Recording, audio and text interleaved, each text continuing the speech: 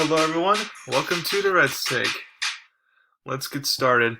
Sorry I haven't posted in a while. I've been pretty busy this week and the end of last week, so there's a lot to go over. So let's get started with my one phrase and summary for all the games in the NFL this past weekend.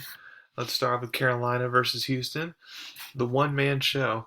Because Christian McCaffrey got injured in the first half and the Panthers' line is really, really bad, a lot was put on Sam Darnold to deliver in that game, and albeit against a subpar Houston team, but still, he did just that. He delivered.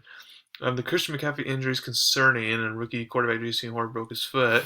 Now the Panthers traded for a corner from Jacksonville, who was pretty good, but I mean, so that might be able to alleviate some of those issues there. But Christian McCaffrey injury again is a problem now. I know they drafted Chuba Hubbard in the past draft, but he's not Christian McCaffrey, so that might be a drop off. So we'll see how Sam Darnold kind of adjusts to that going forward. Because Teddy Bridgewater, last year with Carolina, he looked a lot different when he had Christian McCaffrey versus when he didn't have it. So we'll see how that goes. New Orleans versus New England. Tables have turned. For Jameis, we get on his interceptions, and for Mac Jones, we get on his efficiency. But now the tables have turned, and Jameis, that one lucky pass that was caught for a touchdown, he played pretty conservative and well and all. And then Mac Jones was the inefficient one of the three interceptions. But I mean, Mac Jones throwing 51 times and not a recipe for success. Also, one of the Patriots running backs, James White, is now injured, not for a while. So it's going to be pretty interesting to see how they do this going forward. Because if they can't run the ball like they did against the Saints, then pretty easy to stop that offense when you're limited at quarterback. Washington versus Buffalo. DEFCON 1. After 3 games, it's now time to admit that the Washington defense, and specifically the secondary, is awful. We know that Washington basically needs to do in the draft and all that. But as far as right now that goes, I mean, getting shootouts with Taylor Heineke is not going to be the answer here. Chicago versus Cleveland. Welcome to the NFL, rookie. Fields was late joining the starting rookie quarterback party, and now people can figure out why Nagy didn't want to start Fields. It's because the O-line, gave up so many sacks. Fields only 6 for 20, 68 yards. Now what Lawrence and Zach Wilson have gone through so far. Baltimore versus Detroit. Tucker, the record breaker. 6-yard field goal for the win breaks the NFL record. Makes sense that Tucker is the one to do that. Now, if you're Detroit, though, I mean, once again, you just feel like you're cursed. Indianapolis versus Tennessee. Colts brought the hospital to the road. Injuries continue to pile up for the Colts. Pro Bowl guard Nelson gets injured. Rookie defensive Kwity Paye gets injured. Along with Wentz not being 100%, Hilton still being out, another lineman being out. In my opinion, if I'm the Colts, I would just go ahead and tank this year because you're going to be better and most likely a playoff team next year, maybe. So if I'm Colts right now, just go ahead and tank. Chargers versus Kansas City. There's lightning in the South. Chargers went to Arrowhead and behind Justin Herbert atones for their mistakes from the last week's game against the Cowboys and get the W. KC falls to 1-2 for the first time since 2015. I think they can get out of the funk, but it's not looking pretty for the Chiefs. Atlanta versus New York Giants. Nothing giant about New York right now. New York now falls to 0-3. The hot seat is warming up, not just for Daniel Jones, but for a lot of people in that organization as well. Cincinnati versus Pittsburgh. Burrow shows Big Ben the way. Burrow had 18 pass attempts. Big Ben had 58. So you can see why, since he won by 2 touchdowns. Yeah, Juju's hurt, but Higgins didn't play for Cincinnati either. And yeah, Steelers have injuries on defense, but still, it's like Big Ben is not the same as he once was, throwing 58 times. I know that Steelers can't run the ball, but you can't throw that many times. That's all I gotta say about that. Arizona versus Jacksonville.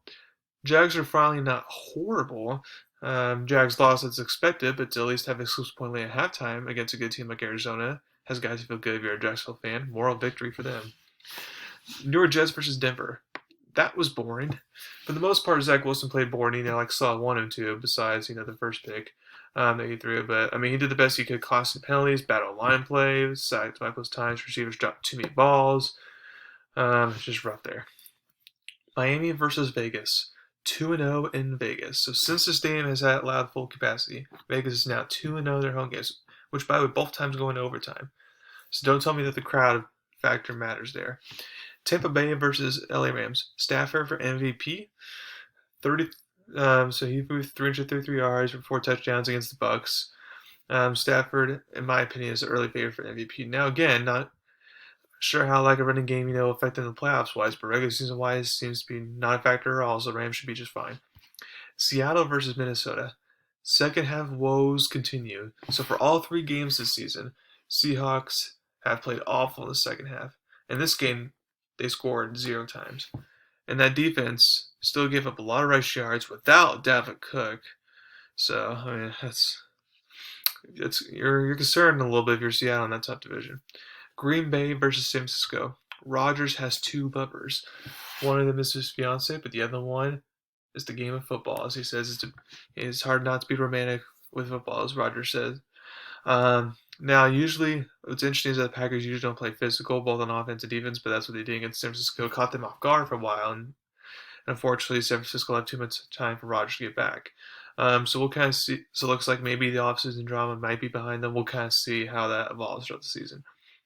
Philadelphia versus Dallas. The Sheriff is back in town. In Dak's first home game post-injury, he delivered a performance for the ages. Besides the one fumble in the end zone, he played really well. Should have had another touchdown. The refs are competent, but I'm not going to get into that rant.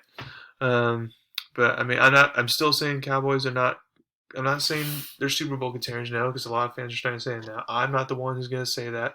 Like I said, they will win a division like I predicted, and they'll get to the playoffs like I predicted. But anything after that is all gravy at that point. So those are my thoughts on the NFL this past weekend. Now, I'm going to go ahead and go over my top 5 college football takeaways from Week 4. 1. No ranked teams' favorites are safe throughout this season. 5 ranked teams lost, and there were a couple other ones that should have been losses. As a football analyst, it makes it hard for me to project and predict games, but as a fan, it makes this a lot more exciting. Don't doubt Brian Kelly. When I say this, if he's like facing Bama or Georgia, I'm going to doubt Brian Kelly. But in the general sense, like for most of the other team he faces, we should all pretty much stop doubting Brian Kelly. The way, this is a retooling year basically, and yeah, it looks like, depending on how things go, they might be able to make the playoffs again, or at the very minimum, at least the New Year's Six bowl game. So I like what I'm seeing from Notre Dame. Luckily, quarterback Jack Cohn's injury that he left with in the fourth quarter is serious. We'll see how that plays a factor later on. 3.